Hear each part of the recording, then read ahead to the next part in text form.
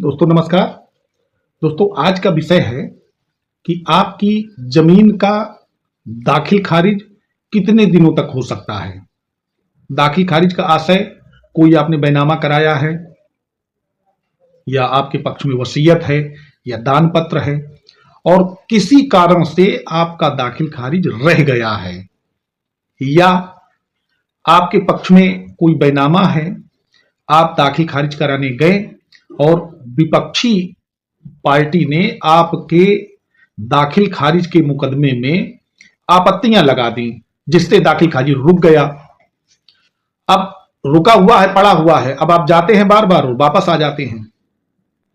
आपका नाम revenue record में वर्तमान समय में नहीं है, तो कितने दिनों के अंदर या कितने दिनों तक आप अपनी उस प्रॉपर्टी का दाखिल खारिज माने राजस्व अभिलेखों में अपना नाम दर्ज करवा सकते हैं? क्या प्रक्रिया है? वैसे तो दोस्तों तहसील में सब कुछ हो जाता है। सब कुछ हो जाने का मतलब, मान लीजिए कोई ऐसी लैंड है जिस पर किसी व्यक्ति को राइट्स नहीं है कि वो उस संपत्ति का बैनामा निष्पादित कर सके। जैसे किसी को जमीन पट्टा होती है और पट्टा होने का उत्तर प्रदेश में नियम है कि जब भी कोई व्यक्ति पट्टेदार होगा तो वो 5 वर्षों तक, अगर उसको सरकारी पट्टा हुआ है तो 5 वर्षों तक, इस समय वर्तमान में 2016 के बाद, उसको अंतरणीय अधिकार प्राप्त नहीं होंगे, माने उस जमीन को वो सेल नहीं कर सकता है।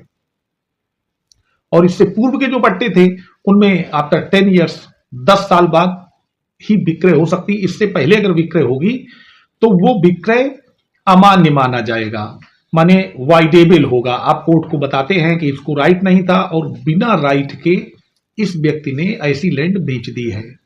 तो पता चला कि ऐसा कोई दाखिल खारिज आता है और लोग छिपाने के लिए बाद में ले आते हैं। जैसे मान लेते हैं कि किसी को पट्टा हुआ और 2 साल बाद उसने किसी तीसरे व्यक्ति को बैनामा कर दिया, मैंने सेल डीड कर दी। अब वो सेल डीड जिसके पक्ष में हुई उसको छिपा गया, उसको रखे रहा। 8 साल बाद वो उस सेल डीड को ले आता है और अपोजिट पार्टी को समन जाते हैं। अपोजिट पार्टी ने ध्यान नहीं दिया, उसको लगा कि हमने तो बेच ही दिया है और दाखिल खारिज हो गया। या अगर आपत्ति लगा दी और दाखिल खारिज रुक गया, तो इन दोनों, दोस्तों मैं दोनों लोगों के संबंध में बताता हूं। हो सकता है कि इस वीडियो को ऐसे व्यक्ति देख रहे हों जिन्होंने 2 वर्ष के भीतर बैनामा कर दिया हो, और वो भी लोग देख सकते हैं कि जिन्होंने 2 वर्ष के भीतर बैनामा करा लिया हो। हमारी किसी से कोई बुराई नहीं है, दोनों लोग उस कानून को समझ लें। काफी लंबे समय के बाद जब दाखिल खारिज का प्रोसेस आता है तो अगर उसकी बात छिप गई, छिपा ले गया, तो आपका दाखिल खारिज हो जाएगा। अगर न छिपी, उधर वाली पार्टी ने ऑब्जेक्शंस फाइल कर दिए, तो आपका दाखिल खारिज रुक जाएगा। क्योंकि जब दाखिल खारिज तभी होता है, 3 चीजें मस्ट हैं। उत्तर प्रदेश में ऐसे व्यक्ति के पक्ष में कोई आदेश होगा जिसके पास जो सीलिंग एक्ट में एक लिमिट लगाई गई है कि उससे ज्यादा जमीन नहीं होनी चाहिए। नंबर 2, बेचने वाला और खरीदने वाला अगर अनुसूचित जाति के व्यक्ति हैं तो अनुसूचित जाति के व्यक्तियों को तो ट्रांसफर हो जाएगा। दोनों में से कोई एक अनुसूचित जाति का नहीं है तो ट्रांसफर नहीं होगा, माने दाखिल खारिज आपका नहीं होगा। ये एग्रीकल्चरल लैंड की बात मैं बता रहा हूं, और रेजिडेंशियल लैंड में दाखिल खारिज कराने की आवश्यकता ही नहीं है। अभी मैं ये भी बता दूंगा, ये भी चर्चा हो जाएगी इसी वीडियो में कि कौन सी लैंड एग्रीकल्चर लैंड है और कौन सी लैंड रेजिडेंशियल है या कमर्शियल है। तो दोस्तों तीसरा एक और प्रतिबंध है कि अगर उस व्यक्ति को, जो सेलर है, उस संपत्ति को बेचने का कोई राइट नहीं था, किसी प्रकार से वो अयोग्य था। जैसे मान लेते हैं आप किसी अवयस्क व्यक्ति से कोई बैनामा करवा लेते हैं, आपका दाखिल खारिज नहीं होगा। आप किसी पागल व्यक्ति से बैनामा करवा लेते हैं, कोई आपका दाखिल खारिज नहीं होगा। आप किसी ऐसे व्यक्ति से जमीन का ज्यादा बैनामा करवा लेते हैं, जैसे किसी का शेयर है 1/2 भाग और उसने पूरे का बैनामा कर दिया, तो आपका 1/2 भाग का ही दाखिल खारिज होगा, ज्यादा का नहीं होगा। आप किसी ऐसे व्यक्ति से कोई बैनामा करवा लेते हैं जो वो व्यक्ति है ही नहीं, तो आपका दाखिल खारिज नहीं होगा। और अगर आप कोई ऐसा बैनामा करवा लेते हैं जो बैनामा करने वाले को न्यायालय ने या अन्य किसी एक्ट ने या अधिनियम ने अक्षम घोषित किया है। अब जैसे ये जो मैं जिसकी चर्चा कर रहा हूं कि कोई ऐसा अनुसूचित जात का व्यक्ति है जो किसी अन्य अनुसूचित जात के व्यक्ति को अगर कोई विक्रय पत्र निष्पादित करता है तो उसका या तो जिलाधिकारी से परमिशन हो, अन्यथा दूसरा व्यक्ति जो लेने वाला है वो भी अनुसूचित जात का व्यक्ति हो। अगर ये क्लाज लागू नहीं है तो वो बैनामा तो हो जाएगा, बैनामा आप करा लीजिए, लेकिन आपका दाखिल खारिज नहीं होगा। और मान लीजिए आपने कोई फर्जी एफिडेविट देके दाखिल खारिज करा भी लिया तो वो दाखिल खारिज कभी भी होता क्या है, जब दूसरा व्यक्ति वहां पर अपीयर ही नहीं होगा तो ऐसे दाखिल खारिज आदेश को कभी भी आप रिकॉल कराने का एक प्रार्थना पत्र प्रस्तुत कर देते हैं और वो आदेश रिकॉल हो जाता है।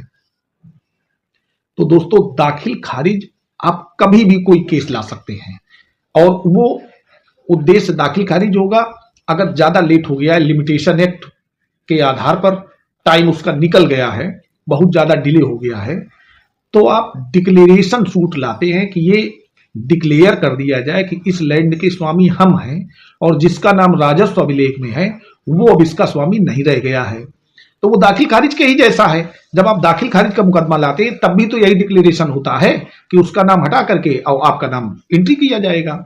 उसमें लेखपाल के बयान होते हैं, जिस व्यक्ति के ने बैनामा किया है या कोई डॉक्यूमेंट एग्जीक्यूट किया है उसका भी बयान होता है। वो एक अलग बात है, उसे ना बुलाया जाए, मूल डॉक्यूमेंट वहां दाखिल हो जाता है, वो साक्ष्य में पढ़ लिया जाता है। क्योंकि अगर वसीयत का मामला है तब फिर उसके गवाहों को बुलाया जाता है, क्योंकि ये माना जाता है अगर कोई ऐसा डॉक्यूमेंट है जो रजिस्टर्ड है, रजिस्ट्री ऑफिस द्वारा रजिस्टर किया गया है प्रोविजन के तहत, तो एविडेंस एक्ट में यह माना जाता है कि वो सही एग्जीक्यूट हुआ होगा जब तक कि उसको कोई चैलेंज ना करे। तो इस तरह से आप जब डिक्लेरेशन सूट लाते हैं उद्घोषणा का बाद, तो उसमें भी वही बात आती है कि ये इस तरीके से लैंड ट्रांसफर हुई है, ये इसका मूल बैनामा है, और उसमें जो गवाह हैं उनको आप पेश करवाते हैं, उनके बयान दर्ज हो जाते हैं और आपका एक ऑर्डर हो जाता है, वही ऑर्डर खतौनी में मेंशन हो जाएगा। तो बड़ा इजी तरीके हैं और दो तरीके हैं, अगर कभी भी आप ला सकते हैं, बशर्ते आपके यहां सेटलमेंट ना हुआ हो। सेटलमेंट माने चकबंदी। अगर चकबंदी हो गई है और आपका नाम छूटा हुआ है उसके बाद भी, तब आप नहीं ला सकते, तब प्रक्रिया फिर दूसरी हो जाएगी, उसको किसी और वीडियो में चर्चा करते हैं। इतना प्रोसेस आपकी जानकारी के लिए हमने बेहतरीन तरीके से बता दिया कि आपका नाम किसी भी तरीके से हो, आपके पास कोई डॉक्यूमेंट है जो ट्रांसफर कराने के लिए है, ओरिजिनल है, आप कभी भी दावा ला सकते हैं और दाखिल खारिज करा सकते हैं। दोस्तों, वीडियो अच्छा लगा हो तो वीडियो को लाइक अवश्य करें, चैनल पर नए हैं तो चैनल को सब्सक्राइब कर लें, और अगर आप सक्षम हैं तो हमारे चैनल को ज्वाइन अवश्य करें, जिससे हमें उत्साहवर्धन मिलता रहे। धन्यवाद।